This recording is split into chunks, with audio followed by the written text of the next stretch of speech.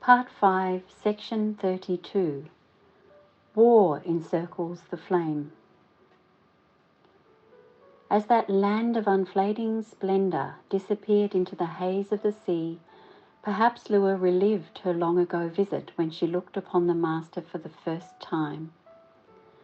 Was it possible that it had all happened 18 years ago? It seemed like yesterday.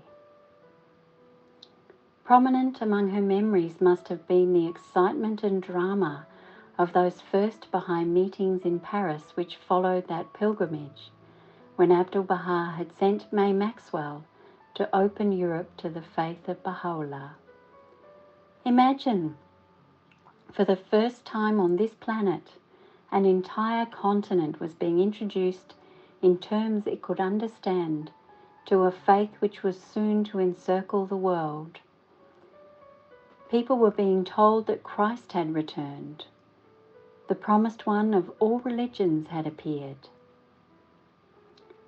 These noble souls, heroines and heroes, were the forerunners in the West of a tidal wave of teaching that in little over half a century was to establish centres in some 50,000 places in the world. Their spiritual children and their children's children would soon raise up over 100 national spiritual assemblies representing more than 300 countries, territories and dominions. These two partners, the communities of believers from the cradle of the faith in Persia and the cradle of its administrative order in America, would be leaders in establishing on a local, national and international foundation the Christ-promised kingdom of God on earth. They, with their fellow Baha'is in all lands, would participate in the first Baha'i World Convention and the election of the Universal House of Justice, that supreme administrative body called for by the pen of Baha'u'llah himself. The excitement of those early days in Paris became even more enthralling when Abdu'l-Baha sent them one of the most gifted and brilliant teachers of the East, Mirza Abul Fazl. His task was to deepen and strengthen Abdu'l-Baha's Western children. This peerless messenger from Abdu'l-Baha opened new horizons of understanding and helped prepare them for their world-encircling mission of teaching.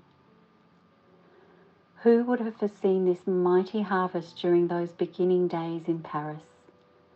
Lua certainly, and May Maxwell, and perhaps a handful of those other God-intoxicated teachers who made the capital city of France sing with their song of the kingdom.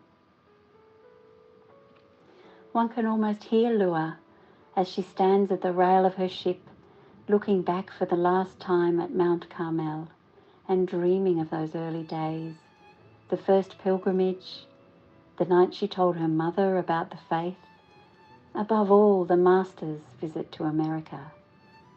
Down the corridors of time we can hear her quietly whisper, "Such days, such days."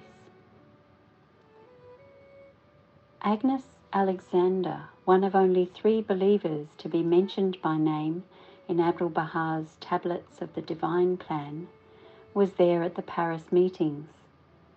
She soon left for the Orient to ignite the light of the Baha'i faith in Hawaii and Japan. She wrote with a special tenderness of those days of rapture. An atmosphere of pure light pervaded the Paris meetings, so much so that one was transported, as it were, from the world of man to that of God. Juliet Thompson, Lua's dear friend Julie, also attended and told of the love that bound Lua, May, all of them together. That Paris group was so deeply united in love and faith, so carried away, so intoxicated with love for the beloved Master, our great teacher Mirza Abul Fazl, so heavenly wise, that those days were the days of miracle, of all but incredible confirmations.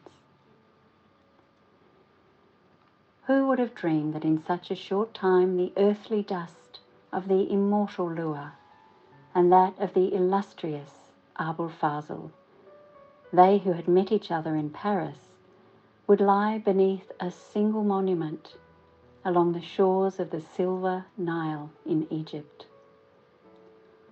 Or that the brilliant, eloquent child of Lua's heart and tongue, May Maxwell, would also win a martyr's crown in far-off Argentina, a country so remote from her native land.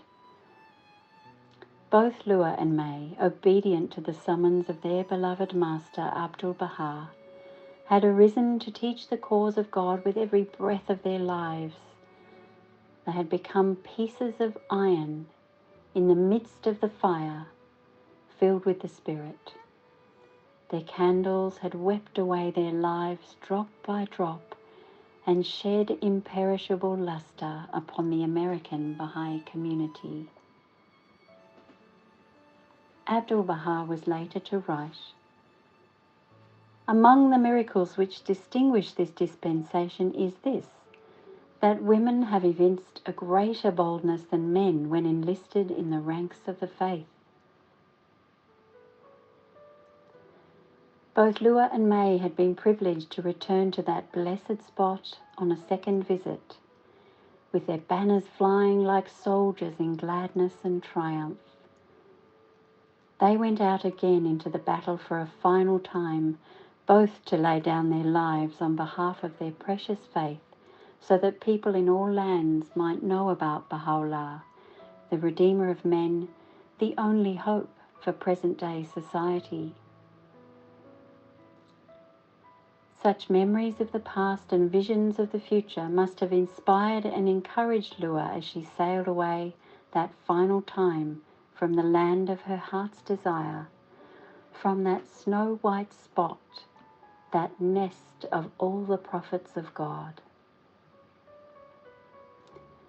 Lua never reached America. She sailed from Haifa with 290 refugees on board a United States cruiser and finally reached Egypt via the island of Crete. When Lua reached Egypt, she became desperately ill and was forced to leave the ship. And while she was in Egypt, the war encircled her. But Lua's heart, impatient to be off this planet, now that it could no longer be with the Master, braved every danger